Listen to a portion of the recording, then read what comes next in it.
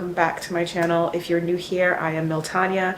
If you're not new here, hi, I missed you. Today we are doing a what I eat in a day. I feel like it's been like almost maybe a year, I feel, since I've filmed one of these, and so I'm going to show you guys what I eat. Very straightforward and typical on like a daily basis what I'm eating. I like to just keep it very simple. My fats, my carbs, my protein, of course, my fiber. I hope you guys enjoy this video and let me know what you're eating in the comments and what you don't like to eat, and I hope it's very inspirational for you guys. So yeah, let's get into it. I pretty much start every single morning the same way with my lemon water and my ginger turmeric shot. My lemon water is honestly a non-negotiable at this point. I've been drinking it for years and I know that there's a lot of benefits that people talk about, but honestly I just do not like the taste of plain water in the morning. It just throws my stomach off. I like to do 2 full glasses every single morning, and I've just noticed that my skin loves this, my hair loves this, my digestive system definitely loves this, and I can definitely feel and see a difference with my body when I'm not keeping up with this habit. The second one is always a little bit harder than the first one.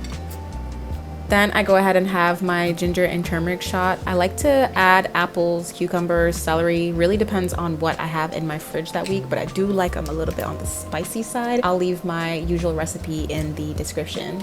I feel strong.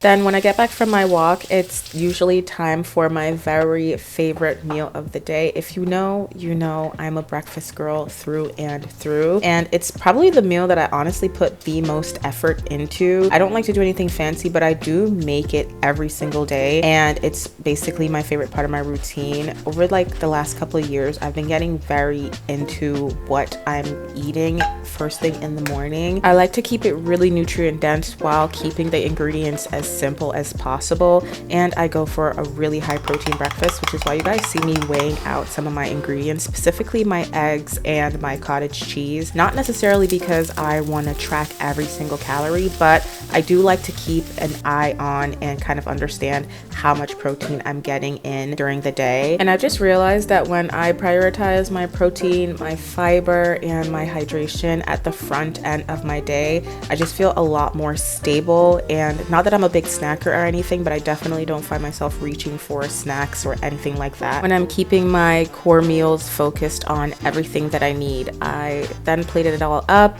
and added my raspberries for a really good dose of fiber, and I added a little bit of hot honey and black pepper to my sourdough toast, and of course some chili crisp on top of my eggs because I can't live without it. And this breakfast came out to about 45-50 grams of protein and roughly 10 grams of fiber. So this is what we're having for breakfast today, you guys. I am not gonna lie, I eat this pretty much every day. For some reason I don't meal prep it because I don't really like to prep breakfast. My cottage cheese, my eggs, and some sort of green, usually it's spinach, sometimes I'll do arugula, and some sort of other protein is pretty much my day-to-day. I'll go back to oatmeal or something like that, maybe a yogurt bowl every now and then, but I just find that this is just so consistent. It is easy. I know what I'm getting every single time. And then I have my bone broth. I pretty much have this every single day too. I kind of go between this and tea, but bone broth is just a little bit more exciting than tea right now, and I don't really drink coffee or any like super fun drinks like that. I keep it very, very, very plain Jane when it comes to my beverages, and I love this one so much. The flavor is really good. It's not too salty. It's just perfect. But in terms of the weighing, I feel like that's something I started doing a few months ago, maybe within the last 2 or 3 months now, and it's really because I want to understand obviously what I'm getting. I don't know if I'll do it long term, but I do want to do it at least temporarily for the next couple of months until I feel comfortable with my ability to eyeball what I'm measuring out. But so far it has been very, very helpful in helping me reach my goals. And I would say if you're trying to get a little bit more, get a better idea, I would say, of what, because I don't want to say strict, but more so get a better idea of what your intakes are, I would at least temporarily measure your food just so you know, and then you can probably go back to eyeballing things. I'm so hungry. So we're gonna eat, and then I will see you guys at snack or lunch, depending on how my appetite is in a little while. All done.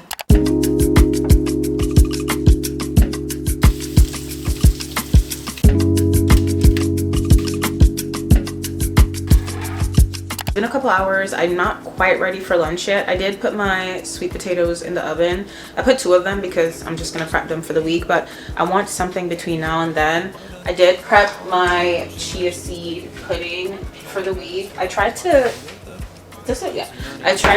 prep this pretty much once a week just because it's nice to have if you don't really want a full meal, or if I don't really want a full meal at the time. I'll just have it as a little bit of a snack between lunch. So this one, I just put my oat milk, a little bit of Greek yogurt, like maybe a 1/4 cup of Greek yogurt, a little bit of maple syrup, and I have like 1 cinnamon stick in here, and I also put a tablespoon of hemp seeds in here. So it's like a chia hemp pudding, but I'm gonna have a little bit of this with some mango, so like a mango chia seed pudding snack. As you guys could probably tell by now, I've been very intentional and serious about upping my fiber, and this chia hemp pudding is basically one of my go-tos, especially because during the day I really don't have a lot of time to make something super complicated.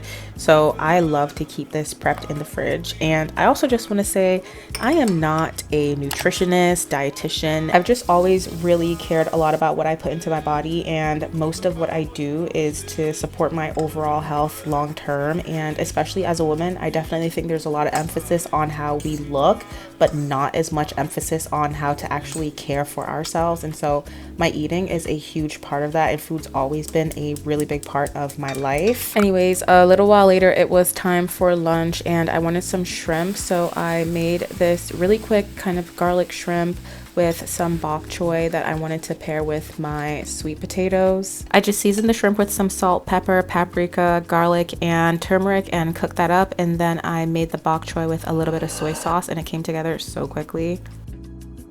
Look how good that looks. Never had this purple sweet potato. I'm pretty sure it tastes like regular Japanese sweet potato, but let's try it together. It feels a little bit more like fibrous. I don't know if that's the right word, but anyways, this is what it looks like.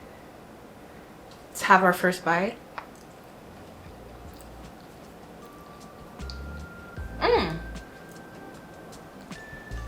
It's actually less sweet than the regular Japanese sweet potatoes. I'll see how it tastes after I let it go overnight. It's pretty good. Not anything crazy. It doesn't taste purple. Let's have a bite of our shrimp.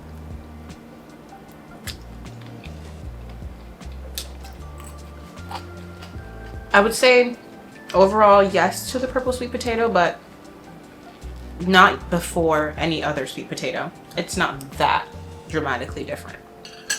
Was it good? Let me ask the audience. Probably one of my favorite lunches so far. I forget how much I love shrimp. Contender for one of my favorite meals that I've had today. Before I headed out to the gym, I wanted to prep a couple things for the week. This was not a full meal prep day by any means, but I do like to keep a couple staples in my fridge. I wanted to make a big salad, and whenever I do, I just feel like they should last for at least 2 to 3 days. For this one, I roasted a honey nut squash that I really needed to use up, and then I had a big bag of kale, so I decided to chop it really fine and then give it a good massage with some garlic and lemon juice. And I actually really like chopping my kale very, very fine these days. I used to do really big chunks, but I think it's a lot more appetizing when it's a little bit smaller. Then I chopped up some onion and put it in a cold water bath just to get rid of kind of the punchiness of the onion, but you still keep the flavor and the crunch. I've really actually been loving doing that lately. Then I put everything together with some navy beans and some cranberries just for a little bit of a sweetness. I also added a little bit of rice vinegar and some black pepper. I just really love the taste of rice vinegar, so I will add it into just about anything that I can.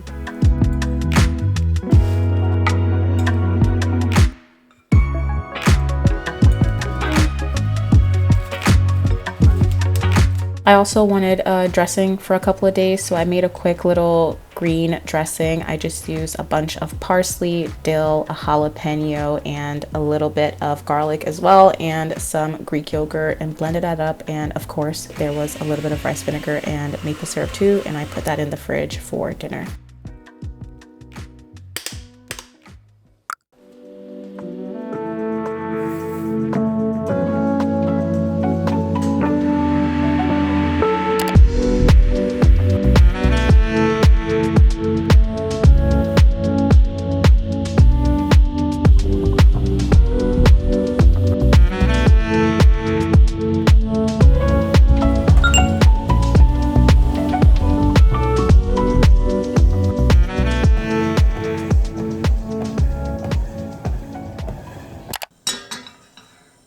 When I got back from the gym, all I had to do was make this steak that I wanted. I did not want to make it before the gym because I wanted to be as fresh as possible. I like it really simple, so I just added a little bit of salt and pepper, and then I seared it on both sides. I love a medium rare steak, so that's how I cooked it.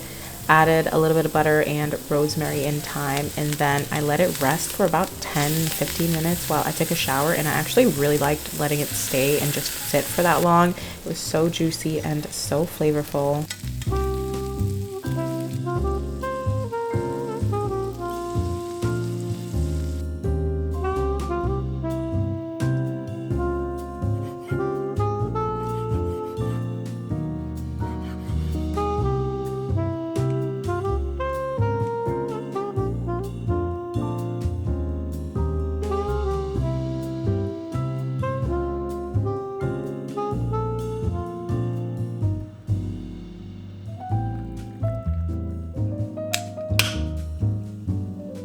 This looks so delicious. I cannot wait to eat.